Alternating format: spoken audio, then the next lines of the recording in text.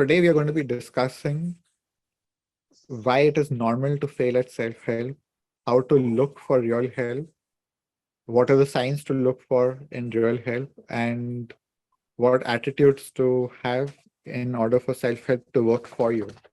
This is episode 3 of the Infinite Zero Experience. So welcome back. So you read the article, right? Have you made some notes or something, points you want to discuss? Not on paper, but yes, I did read the article. And it's a topic close to my heart. I think I worship at the Church of Ideas. I am a novelty junkie, and so I like to try and apply different frameworks to my life. I'm like constantly working on myself because it sounds so noble, like self-care, to take care of myself and to improve my mental health. In most of the cases, that's my main goal, is to improve my mental health. So on paper, this topic just sounds like a wonderful concept, like something everybody should be doing all the time. And it is problematic. As it turns out, I haven't really succeeded in applying even like 5% of what I have read and listened to. So the ratio of consumption to application is very skewed. Yes. Yeah, I think I enjoy reading and listening to people's success stories more than I do trying to apply them. And in a lot of cases, it starts off, in this honeymoon phase where I'm like, okay, well, I've got my path laid out. I just need to do these. It's usually like habits. I just need to build some healthy habits. How hard can it be? And then one thing will lead to the other, and hey presto, in the end, I've done it. And invariably, I just lose hope and become quite jaded with the whole process because I don't see any results. And I think over time, it has chipped away at my self-esteem because, I do start to think, well, I've tried all of these various different techniques and ideas, and these very successful people have done well with it. Like, why can't I make any of them work? Like, just any of them. And that's my journey. It's an excellent summary of the article itself, or basically what the article is attempting to highlight.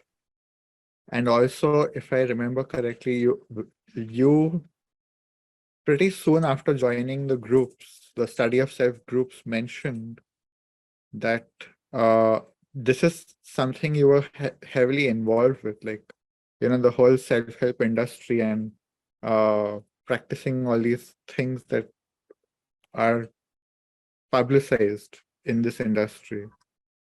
And then when you came and started doing the groups, you found them pretty different. And I think also, like you said, that you made a lot more progress in a much shorter amount of time with the groups as compared to what you had been doing for several years. So what do you think about that? Like, what's the difference for you? I think there's a variety of differences. I mean, there is no like one size fits all approach. And having actual in-depth discussions where you can ask questions, get feedback, have people hold you accountable, and make it bespoke to you and your everyday experience. Like, you can bring up specific examples that you're really struggling with, and we can go really, like, overall you can just go, I feel like you can get so much deeper with that than you can with just reading a text and then trying to somehow, square peg round hole, make that apply to your specific circumstances. Because a lot of the times I don't think you can even see Like you can't be objective enough to like apply that method, even if the method might be quite well intended and work well for a lot of people. Sometimes you just do not know how to take that and apply it to your own situation because you can't see yourself objectively. Whereas within the group, you know, as we've discussed before, you do have that. Before jumping there, I think, and one thing I want to add there is there's also the inevitable modification of the technique as per your convenience and your comfort. You know, you read or you watch something about self-help and you're like, okay, this sounds nice, but I will modify it to fit me. And this sounds great, but there is a fundamental issue there is that not only you are modifying the technique to fit you, also your shadow is modifying the technique to fit itself. What does that mean? Is that the shadow is the part of you that you don't know. And that includes all your toxic patterns and everything. And those will also modify the technique without you knowing. You will get a suggestion, you'll think it sounds great. You'll get a suggestion from your mind and be like, oh, this sounds like a good way to modify it. But what you don't realize is that that modification may actually render the technique ineffective, which will make you fail at that technique. So, you know, like I'm not saying every technique has to be practiced exactly the way it's prescribed, but having that awareness that your shadow is constantly planning everything with you is super important, I think, because most people don't realize that their shadow is a co-creator of their reality, of their life. That is such a good point. I've totally forgotten that myself. Again, to just add one more thing is that when we do the groups, right, because there are so many people, not so many, well, there are 6 or 7 people doing it together, other people can watch how your shadow may be playing into the modifications or into whatever you're doing. Because that's how the shadow works is it's very difficult to see your own shadow, almost impossible for most people. But we can see the shadow through people around us. It is reflected. And of course, like a good facilitator or therapist can give you feedback about your shadow. But none of that is available if you're just doing self-help by yourself. Yeah, sorry, I'm just rolling through like an index of how blind I am to mine and how many times it has skewed like my well-intended approach to things. And I haven't even noticed that it the involvement until after the event, and then I'm just, all I know is it didn't work, and then I come to the group and then we just dissect it, and then you'll often mention like, hang on, what was that bit? Mostly like mine works and it likes to like change, like add small words in between. Very, very subtle, like just a Very, small word which will change the meaning of the exercise completely. yeah. We have a very good example of that with you, right? Yeah, the or the first, so the first exercise where we kind of mentioned it in a previous talk about, you gave us this exercise of noticing a trigger, something, any stimulus that triggers us, and then identify the story we tell ourselves, and then what our reaction is. So break it down into those 3 components. And but to also to backwards in the beginning, like to start with the reaction first, because it's very difficult to notice the trigger and the thought. So at least first start noticing what are your reactions. This was the first exercise. Yes. Okay. So this is why. Okay.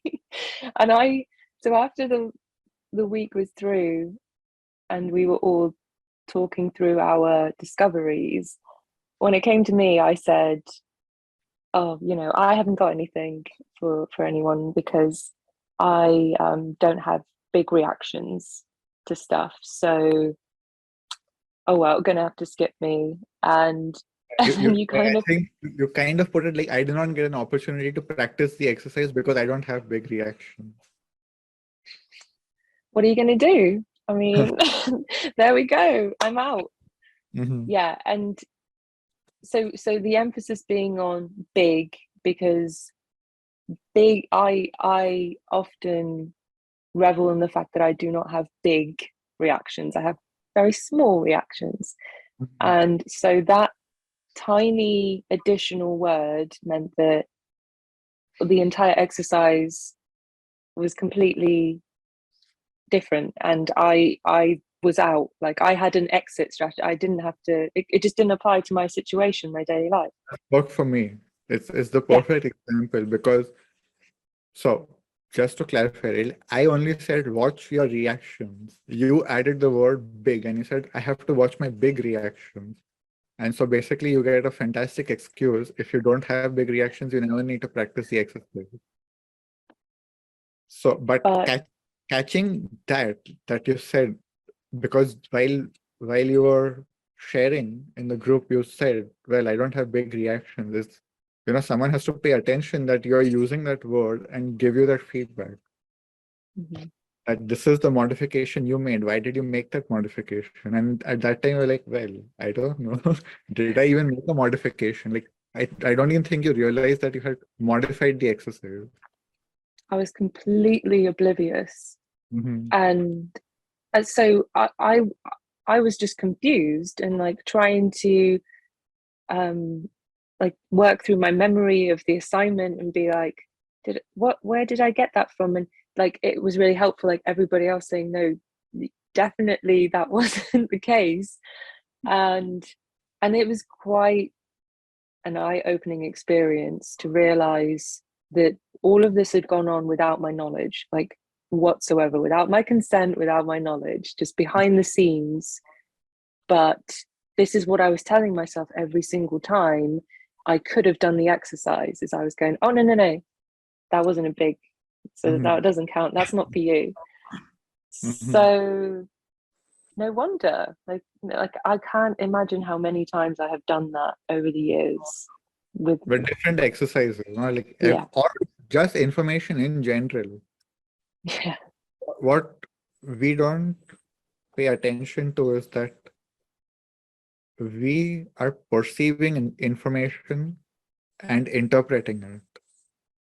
And in both of those, there is such a big chance of completely changing the meaning of everything. This is why there is so much miscommunication, there is so much conflict in the world, is because everything is so subjective. Not only you have to listen perfectly, but you have to interpret exactly what the person intended if you have to have perfect communication, which is nearly impossible. So to understand that this is also what is happening when it comes to self-help or anything, like, so if, like, generally speaking, if a customization has to be made, it has to be discussed uh thoroughly to make sure that the customization is actually going to help you and not completely disqualify the purpose of the exercise.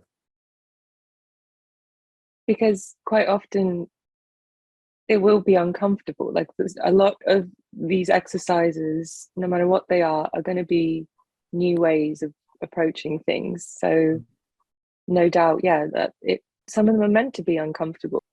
Talking about the shadow again, at least the exercises I work with, a lot of them are meant to evoke your shadow. They're meant to reveal your shadow.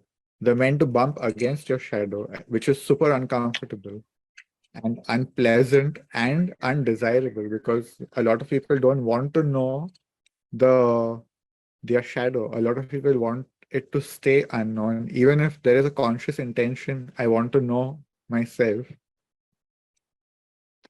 That is one part of you.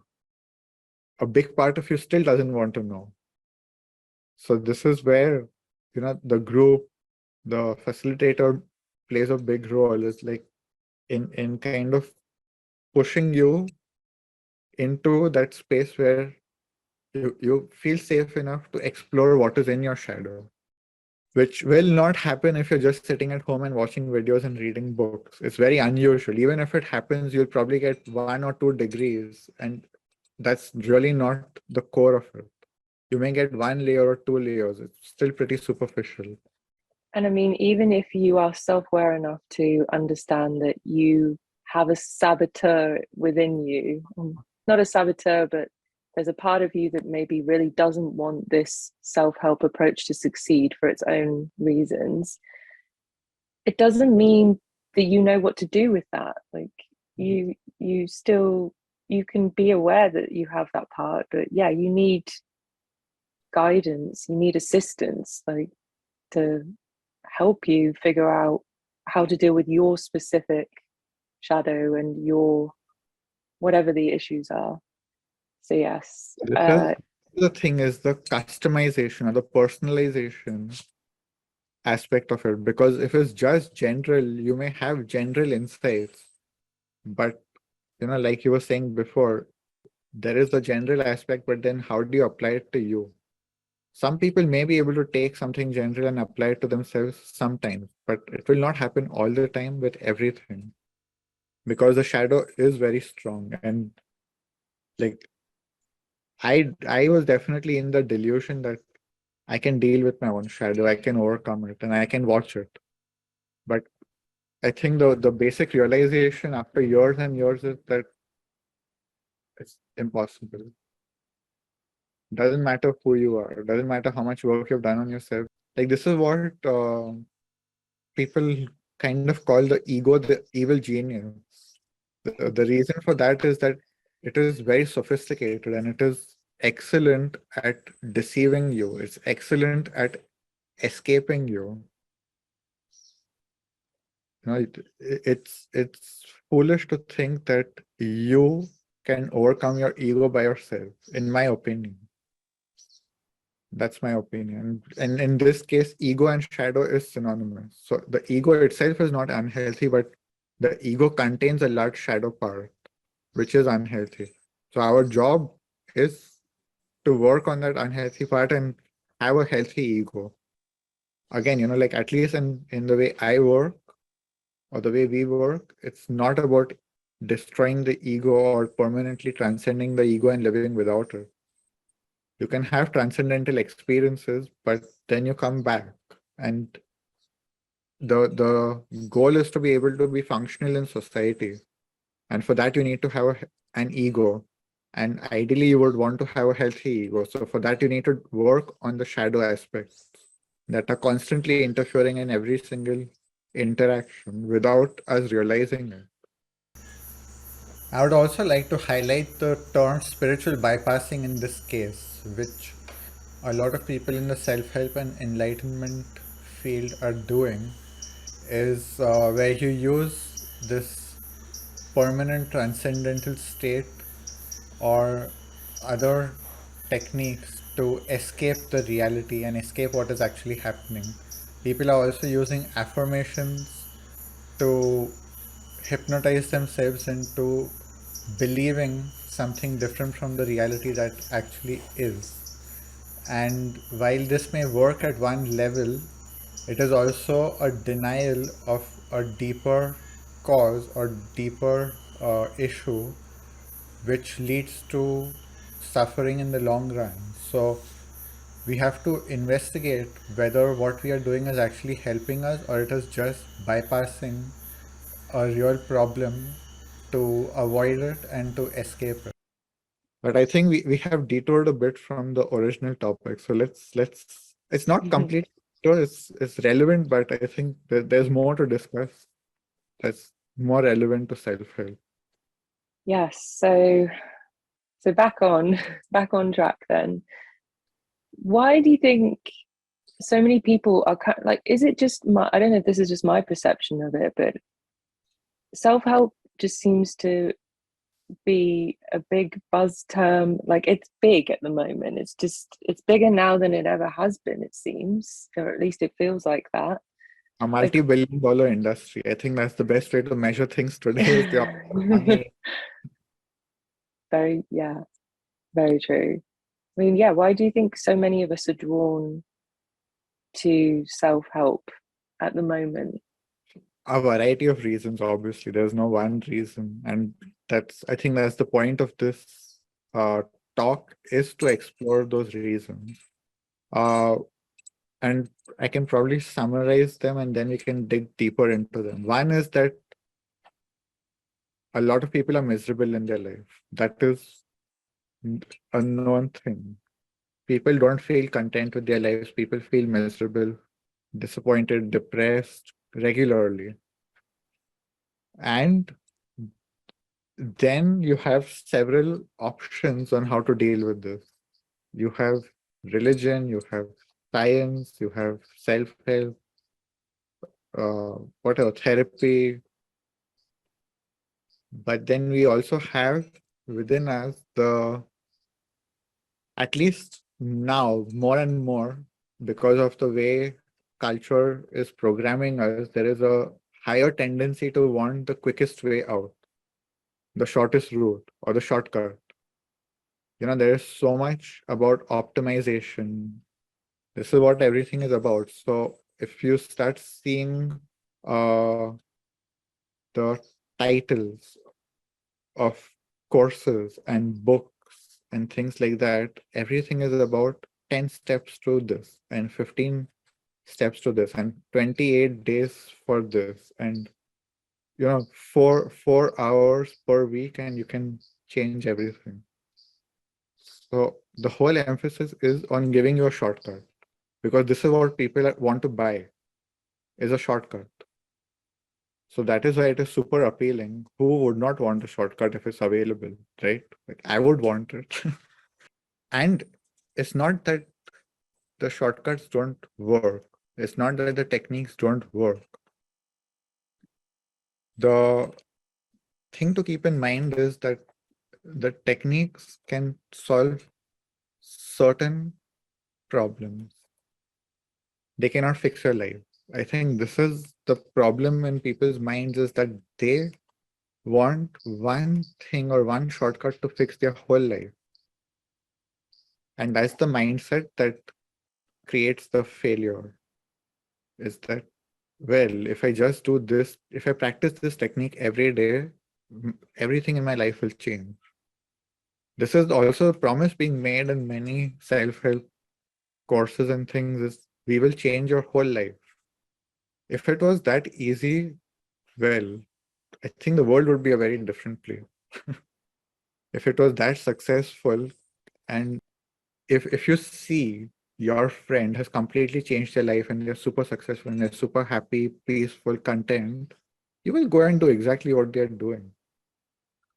But you like even when your friends come and say that, oh, I tried this and it's great, you know that overall they're still pretty much the same. They're still in the same shit. They're complaining about a lot of things. Their life is not perfect. It may look perfect for a few weeks, but over a period of time, you start seeing that no one is perfect. Everyone has problems. An important point to add here is also that when we want to believe this shortcut will fix everything, we also deny the proof that it does not work. So if we are looking at a friend who is very successful, we are only going to focus on the parts that we want to see about their life, and we will choose to ignore the parts of their life that are telling us that this technique doesn't actually fix everything. So not only is the person presenting a mask, a facade, telling you, oh look, my life changed and everything is beautiful, or maybe the coach or the guru or the presenter is speaking in this way that everything has changed, you will only choose to listen to that part of the story. And if there is a story contradicting that, and if there is a story showing you that it does not work, you will choose to deny it. You will choose to ignore it because you want to believe that the shortcut works. Because that is how our shadow works. The shadow wants us to buy something which will not fully work because the shadow wants to continue living. The shadow wants to have its own life. And if you actually start healing yourself, the shadow is going to slowly die, or at least the toxic parts of it are going to slowly diminish. And the shadow is just acting out of survival when it is trying to block you from healing yourself. So, the shortcuts can help for certain things and probably temporarily, but they are not long term solutions to fix your entire life. Nor are they meant to be. And if someone is promising that, I think it's also on us to realize why are we buying that promise. This is to take responsibility on ourselves. Is what within us wants that promise to be true, and why are like so. I would say that the simplest, most general answer is the laziness of consciousness. Is that, and it's very different from being lazy in doing things. Okay, people may be doing a lot of things, but they can still have a very lazy consciousness, which means that they don't want to put real effort. That will be bring meaningful change, because that means actually changing yourself from the inside out, which is a lot of work. Which is a lot more work than just doing things every day. Right? Like if you think you're not a lazy person and you do a lot of things, this doesn't mean that you still have what it takes to change your consciousness. I think it's my opinion that, and I say this from my experience watching myself and watching a lot of people, is I think humans in general have a very lazy consciousness in that they want to remain asleep. They don't want to actually wake up and see the reality, because that would mean actually having to deal with reality, actually having to be present and live life rather than just being in this automatic mode where life keeps happening to you. You would actually have to live life and make an effort in every moment to be alive, to be awake, which is not for everyone. Oh, I feel I feel very much like a that resonates with me a lot because I I'd like to book all of my free time as much as possible, like so that I was constantly busy, always doing something. You know, the game in the book Games People Play, I think it's called Harried, something like that. It's like Harried Housewife or something. Uh-huh. Uh-huh.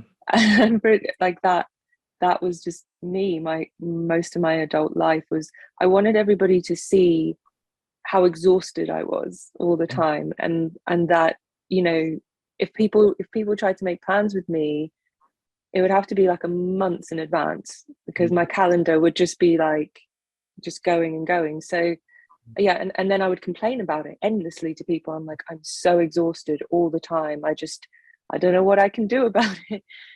But I definitely feel that knowing kernel of truth about having a lazy consciousness. Yeah, like I was doing all of that because I didn't want to face. You didn't want to do real work. Yeah. This is the thing, is that keeping yourself busy doing things is the easy way out, and people don't realize this. People think being exhausted means they're doing a lot of things, they're living a lot in their life, but that is actually an escape from doing real work, which requires a lot more energy and effort and consciousness. It may sound crazy, but I think at least in both our experiences, it has been true.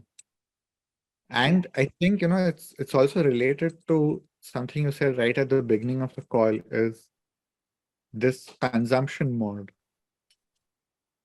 That is like a sign of a lazy consciousness, in my opinion, is when someone just wants to consume self-help rather than apply it.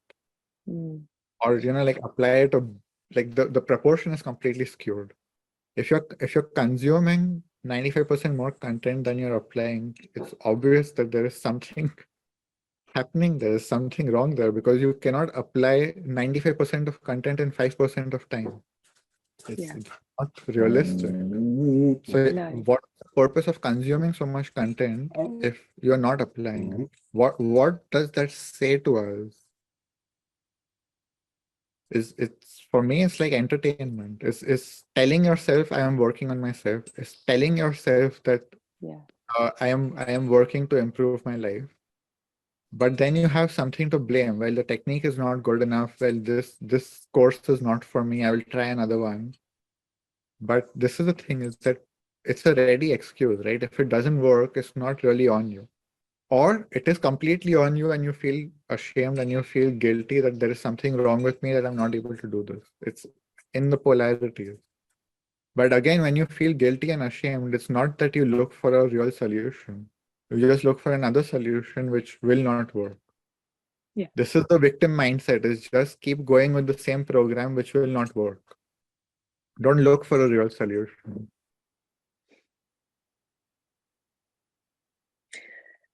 Yes, let's move along quickly because I feel so attacked right now. It's very painful to hear this. I know, because I had the same experience of being in denial when I was coming across this information and realizing all of this. It's very painful to acknowledge that, because again, acknowledging that means I have to stop being lazy in my consciousness. I have to start doing things, and that's not something I want, right? Like, if I can be lazy and get away with life, why do something? And I know myself. I am one of the laziest people I have met. Like, not only in my consciousness, but also in my doing. Like, if I can do something tomorrow or day after or next week, why not? Why do it today if it can be done next week? That's been my attitude for most of my life. Things are changing now slowly, but I know what laziness looks like and feels like from the inside out, right? Like, what the mindset is like, how procrastination in every single thing. Like, why fix my life today if tomorrow is available?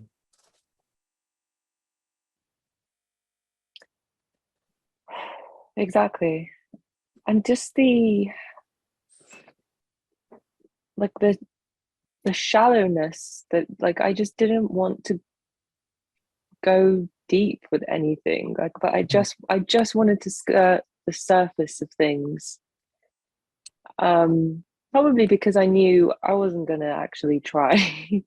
Or I didn't really want it to succeed. I don't know, but I think I just wanted to build a catalog of all of these different techniques and frameworks, so that if anyone ever accused me or like straight up asked me like, what are you actually doing, then I could point to something and say, all of this, I've tried everything. And I could just overwhelm them with, the sheer volume of things that I've read or interacted with. But no one could probably quiz me on how deep I've gone, You can't be accused of not trying.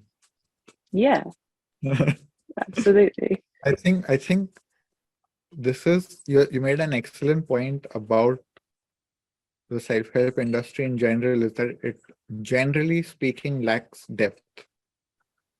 It's very superficial. It will even if they give you a technique or something, it will pretty much be dealing with a surface level problem or a surface. And there is something I said in the article, which is that a lot of the times also is a problem that they interpreted as a problem. Is it objectively a problem or not? We don't know, right? A lot of the times people are trying to solve problems that don't even exist, and they present a solution and they look super smart, and then everyone wants to go and buy that book. But is it really a problem? Who's questioning that in the first place? If it's presented as a problem, it's very tempting to. If it's presented as a problem with a solution that's a quick fix or a shortcut, who doesn't want to buy that? Who will even question if the problem exists? And a lot of the times people will pin the real problem onto a superficial problem. So I think this is the key selling point, is that I substitute the real problem with this artificially created superficial problem and try to apply the superficial solution to it. So, okay, like I'm going to say something which may sound a bit hard, but anxiety and depression, for example, they are superficial. If you treat them as the problem, and there are lots of tips and techniques and self-help methods for dealing with anxiety. But like we said in episode 0, it's most of them are coping mechanisms. Most of them are just making you get through the day. They are not actually solving the real problem. Mm-hmm. So I think this is again, like basically what happens. Someone says anxiety is the problem, and I found a solution for it. Come and buy my solution. Someone suffering with anxiety will be so happy that finally there's a solution for anxiety, right? Either a pill or a device or some technique or something you can tell yourself, and all of a sudden I've dealt with my anxiety. But have you really? Have you dealt with the core of why you had anxiety in the first place? Most likely no. This is what I mean by it is superficial. And it is labeled as a problem, whereas in reality it's a symptom of a much deeper problem, which cannot be solved overnight, which cannot be solved with a pill, which cannot be solved by a technique or a method. It requires effort. It requires courage also, because you have to deal with something real.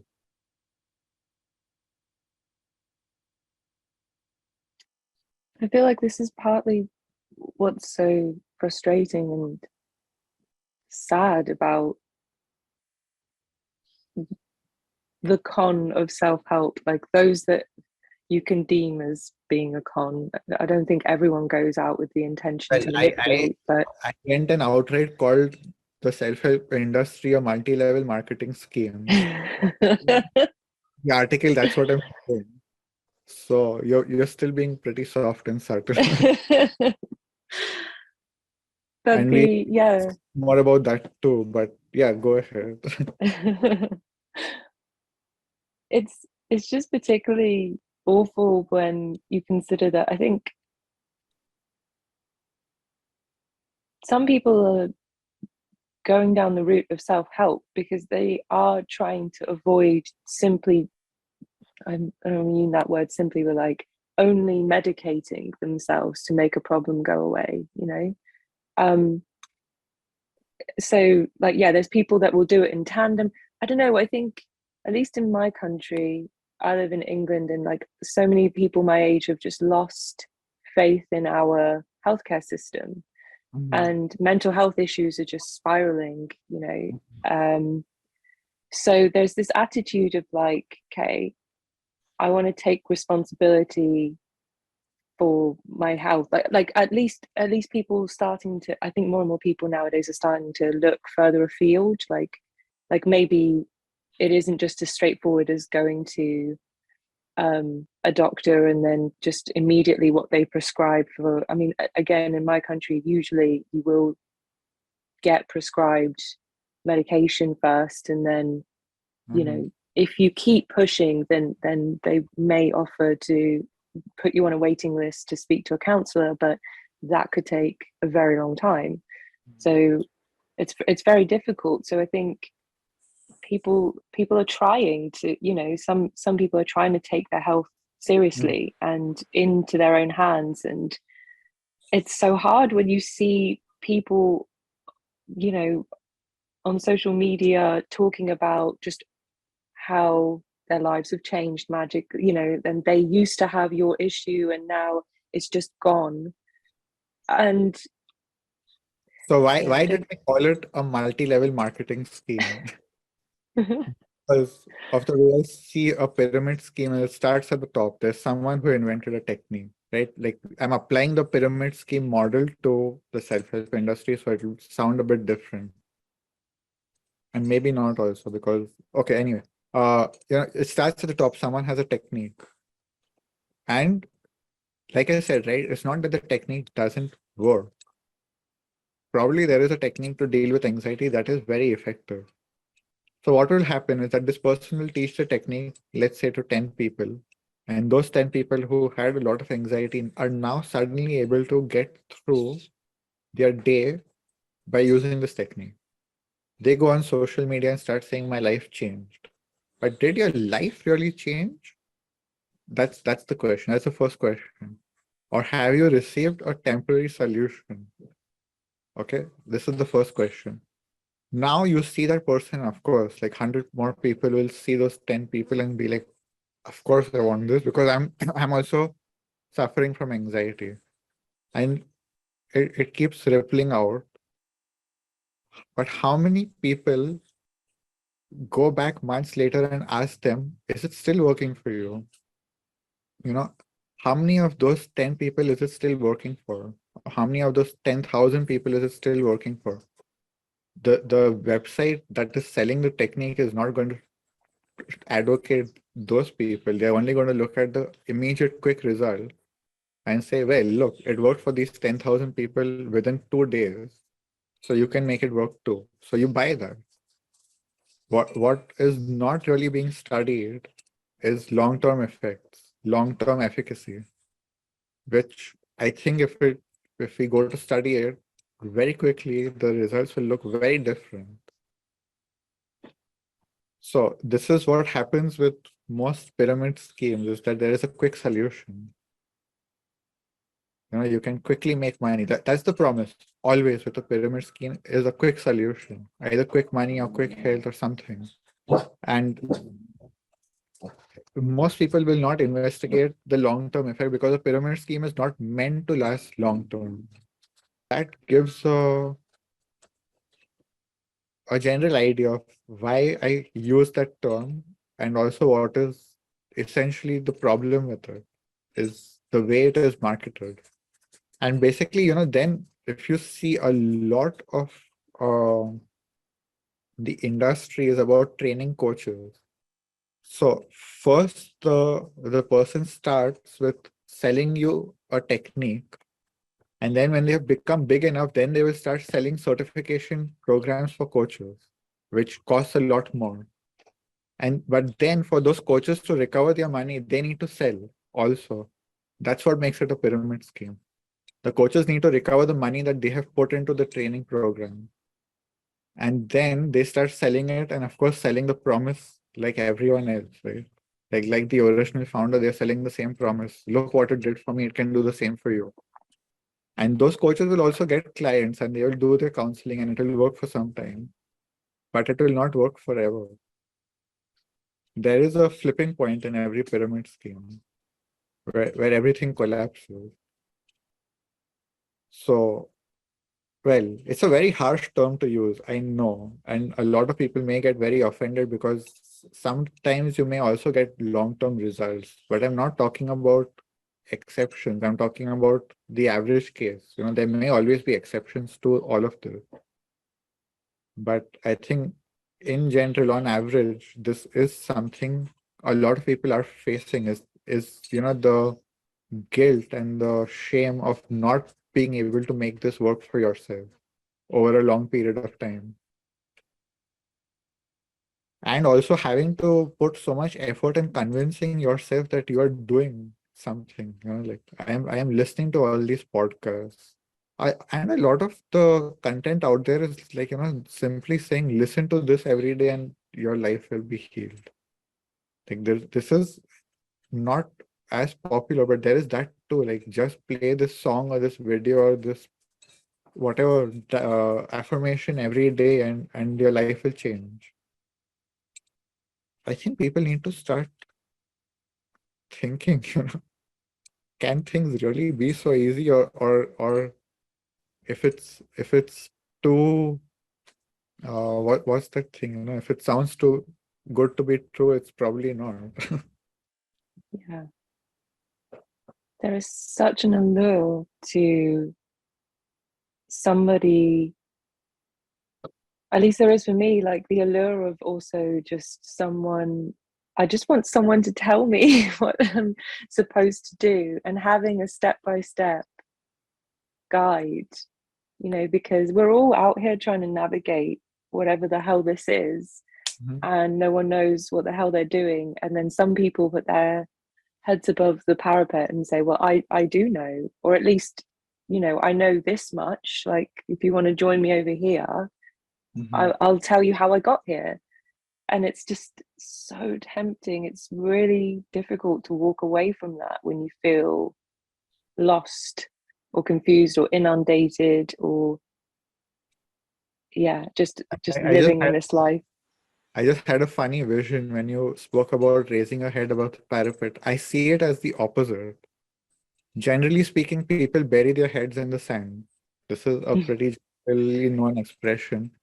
But I think the self-help industry makes you bury your head in the sand even further, and then you think you've found water. Because underneath everything, there is some water, and you think you've found the way out, but you've only found a deeper hole. You've not actually gotten out of the hole. It may look like a temporary respite, but that's all that it is.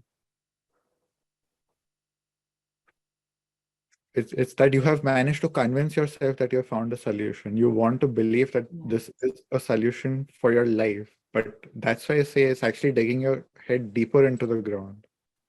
Because there's also then, the other day we had this term, sunk cost fallacy.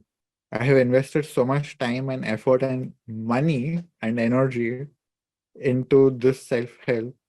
I can't just say it doesn't work and get out. This is a real thing people have, is that I put so much money and time into it. I can't just say it's not working. I have to keep trying. I have to keep trying. Someday it will work. They promised it will work. So I have to just do it better. I have to just be more perfect, and it will start working. This is a mindset also, which I think is very common. And dangerous. So I used to be a heavy gambler, and one of the main mindsets or habits of a gambler is not being able to accept a loss, not being able to take a loss. There's always that idea of recovering what you have lost. This is what the gambler does, and I think that's probably applicable to what you were talking about. Like, I put so much time and effort and money into this. It's just about me putting more. This is what the gambler does. If I put more money, I will get back what I have lost. If I put more effort, I will get back what they are not looking for a real investment, a real solution. Is again, if I put money, I will be able to quickly recover everything. That's the mindset. Is if this technique did not work, let me put more money into another shortcut that will work. Let me put more time into another promise made by someone else. But I think the thing to look out for is a quick fix or a passive approach. If it's either a quick fix or a passive approach, both are not going to work. In my opinion, in my experience, this kind of work has to be long-term if you want something really life-changing. And it has to be very active. You have to be very involved in it. It cannot be just something you're consuming or something you're doing for some time. Like, well, I will do this for 2 weeks and everything will change. It has to be something you're doing over a period of time that's significant, in my opinion. I think it's also interesting to think about what life-changing really means, because I feel like that term has been trivialized and really lost its meaning. So, what does it mean for something to change your life? What significance does it have? What impact does it have for it to actually be called life changing? Is it just changing a particular behavior or a particular habit or a particular problem? Does that qualify as life changing? Or is it something bigger? Is it something in which you see the world in an entirely different way, in which the way you interact with the world actually changes in a significant way? For me, that's how I would define life changing. And again, not to say that, like I said, right, the techniques can help in the short term. And I also offer some techniques that will work in the short term, but I don't only offer those, and I don't offer. That's why, like, if I offer them, it will be very clear that this will only work for some time, but you have to go deeper and do the real work. And the techniques that work in the short term are generally a guide towards something deeper that you can apply in the long term. Like, when I said watch your reactions, that is it's only going to work very short term, because you have to go much deeper with that if you want to change your reaction. Just watching your reactions and being mindful. This is another buzzword, right? Being mindful will change everything. Mindfulness is a technique, it's not a solution. Just being aware of, and now there's a lot of research that mindfulness can become very toxic, because what happens is that you become aware of your shit, but you don't know how to deal with it. A lot of people are starting to experience this, is that they are becoming mindful of how miserable they are, of how toxic their relationships are, whatever they're becoming mindful of, but they don't know what to do with that anymore. So mindfulness, again, by some people is being sold as a solution, whereas it's only a technique to be used carefully if you have the right kind of help and support to deal with it. And you can't just say, well, I will talk to my friend and they will give me a solution. It's not how it works. Your friends can not really help you because they cannot be objective with you. They want to protect you, they want you to be comfortable, they want to be nice to you, they don't want you to hate them. This is why a therapist or a counselor who's good, who's effective, will be very neutral, and they can be tough at times.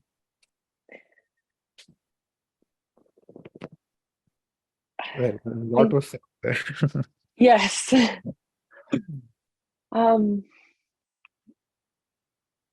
To your point about the sunk cost fallacy situation, I mean, I've definitely found myself there many times and just thought, yeah, I'm just gonna keep going.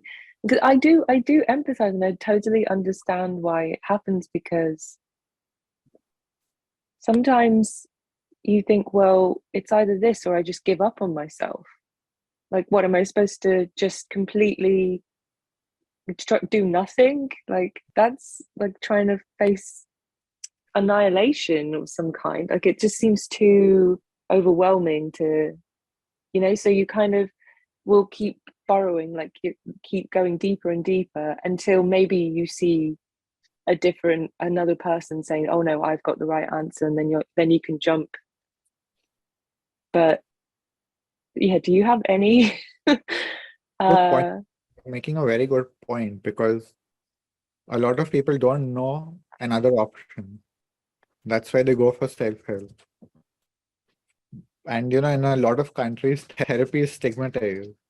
You only go for therapy if you're crazy. You don't just go for therapy as a normal thing. And this is completely an illusion. It's a myth. Everyone has mental health issues, and therapy can help everyone, not just crazy people. In many countries, therapy is not just for crazy people. It's something that should be part of normal life, because in the world that we live in, mental health is obviously going to be poor because our world is very toxic. And having help to deal with that is not a bad thing. It should be normal. And again, like, I will keep repeating this probably forever. Not all therapy is good therapy. Finding a good therapist is again a job which requires your active commitment. If you realize that therapist is not working for you, go and find someone else.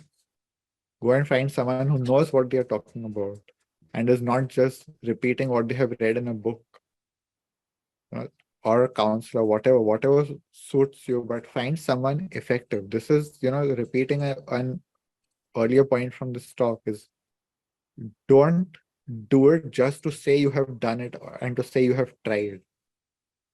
That's not the point of therapy, to say I tried and it did not work. The point is to find the real solution and not to stop until then. Yeah, if you can just understand that there is a real solution, and ironically it comes usually once you're willing to actually go in deep with something, like face the thing, whatever you're trying to avoid. But I was definitely in the camp of just, dipping my toe in the water and telling people, like, I really wanted people to see how hard I tried, but I didn't actually want to apply any effort. But now that I have a slightly different outlook on things, and I realize that there really is help. Like, you can find it out there. Like, but you have to keep going. You don't get to stop. You don't get to just nope out of whatever, like, make excuses for yourself. And There is the archetypal journey called the hero's journey. But if you don't take the hero's journey and you stay stuck, is when you are in the victim mode and you will keep finding help that doesn't actually work. But when you take the hero's journey, you will find your enemies, you will find your demons, but you will also find your allies, you will also find your teachers who will actually be able to help you to get through the journey. But to go on the journey is a challenge. It's an invitation which you have to take. But what keeps happening is that we keep rejecting the invitation. We keep escaping and avoiding the journey because the journey requires you to actually put an effort in healing yourself, in waking up. This is what we were talking about earlier, the laziness of consciousness. It's much easier just to make excuses and say I tried and it did not work than actually do the work and take responsibility for your life. So what does an active consciousness mean is that you are thinking for yourself. You are being proactive in your life. You're using your creativity. You are looking for solutions. You are venturing into the unknown and dealing with uncertainty compared to a lazy consciousness which just wants to be told what to do, which wants to avoid any real effort, which wants to just stay in the comfort zone and certainty even if they are miserable. So this is basically the hero's journey is to get out of your comfort zone, to take the journey into the unknown, to face whatever you need to face. And in there you will find real teachers and you will find real allies. And also, to add something positive about self-help is that when you have real help at the same time, then self-help techniques can be super effective oh, if they help to take you deeper, right? I'm not saying all self-help. There is a lot of scams also, but there are many techniques that can be very effective when they are applied in the right context, when they're applied at the right time, you know, and for the right situation. Also, one other issue people may have is trying to apply the same solution for all the problems. But it's a bit illogical in my opinion. We actually had a very good example of this in one of our groups with another member was that um when you're dealing with fear, uh it depends on the type of fear you're dealing with, what you will say to yourself. If you say the same thing to yourself for all the different fears, it's not going to work, right? If you are scared that someone is going to beat you, and your inner child is afraid of violence, and you tell your inner child, I am here to protect you and I will not allow this person to harm you. Great, perfect solution. But yeah, you're afraid of failing. You want to do something, but you're afraid of failure. But you tell yourself, don't be afraid. This person will not harm you. I will protect you. Doesn't make any sense. You can't apply the same solution to every problem. But this is normal, right? Like will not, people will think that, well, this is a general solution. I can apply it to everything. It's normal, and it's not totally the person's fault. But again, to have that awareness that you have to find unique solutions to unique problems. You have to be creative with your own healing process. You have to be creative with helping yourself in finding the right solution, not just saying, well, this is the technique for everything.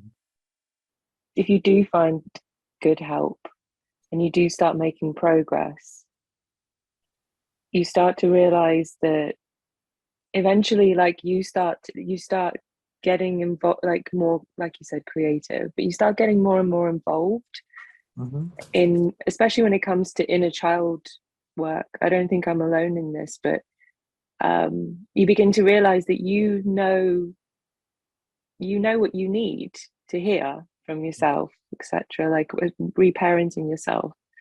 But at the The thing beginning of the journey, is, you actually learn how to help yourself. yeah, This is what good therapy or good counseling is about, is it actually teaches you to help yourself long term. It's not giving you the technique or the solution. It's teaching you how to help yourself, and by and how to come up with your own methods, your own techniques, your own whatever you need to solve the problem. This is good therapy. This is where it's making you independent, not dependent on the technique itself. You start realizing the technique is just one tool in an endless array of tools. And you can keep increasing your tool belt by your own creativity. Not even that you have to keep listening to other people to find new tools. You can keep creating your own tools. This is fantastic, right? Because then you are empowered. You're truly empowered, not just superficially. And the other thing I say on my website, for example, is this is not do it yourself, which is another name for the self-help industry, is watch this video or read this book and do it yourself. I don't offer a do it yourself. I offer a do it yourself together. So it's not DIY, it's DIYT. Why is that important? Is that initially it is important to learn how to do it yourself. And for that, you do it together. You learn from the other people how they are doing it themselves, and you learn from a large set of examples till you reach the point where you can do it yourself. And then you don't need the others, and they're there if ever you need them. But it just becomes another resource. It's not a dependency. But understanding that initially you do need help, and that help can be very effective, and it can shorten the amount of time drastically. That is another thing, is you may be doing self-help for years and not making progress. I have several clients who say they've been in therapy for years or like decades, and within months they have seen much more progress than all of that put together. So what is that about? What makes it so different is that you are being taught how to do it for yourself. Not someone is just handing you something for you to be passive. You're being taught how to activate your creativity, how to activate your potential, your resources.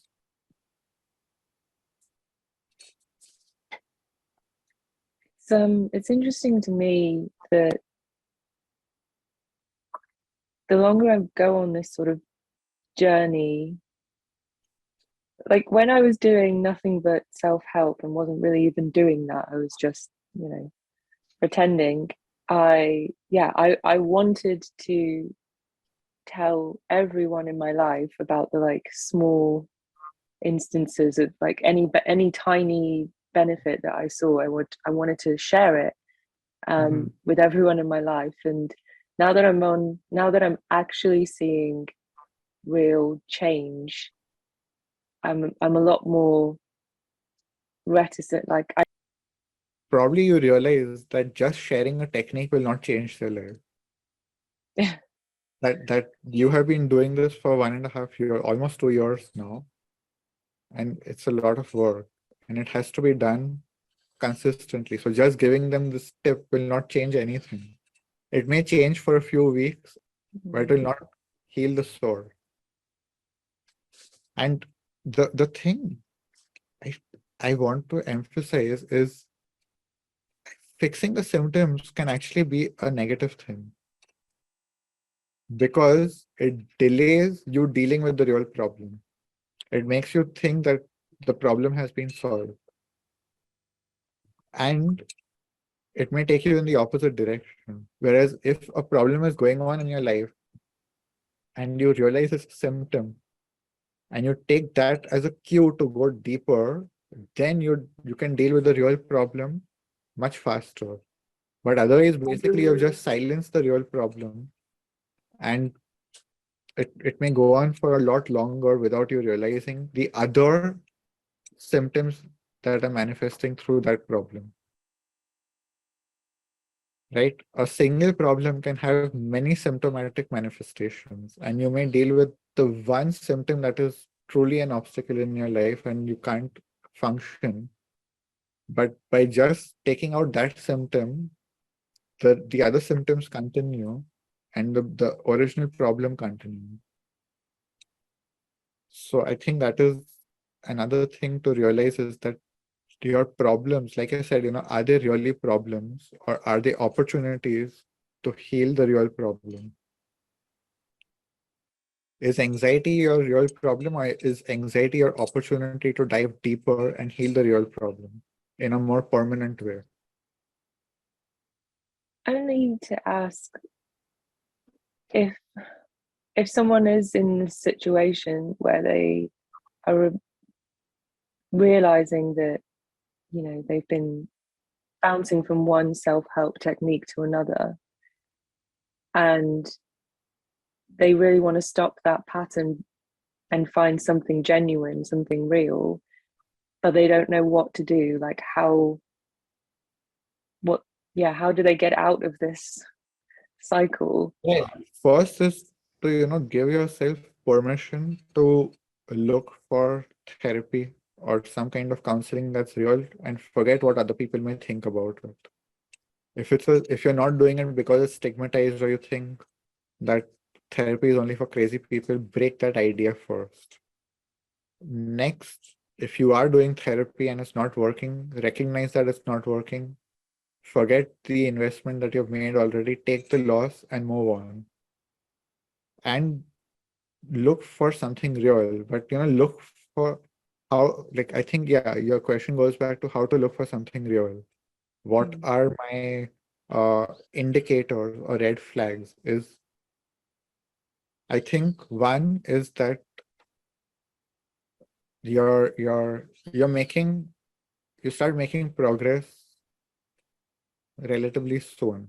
And what does that mean? It doesn't mean that your problems are solved. Progress is not about your problems being solved, but for you to start having a real understanding of what is going on.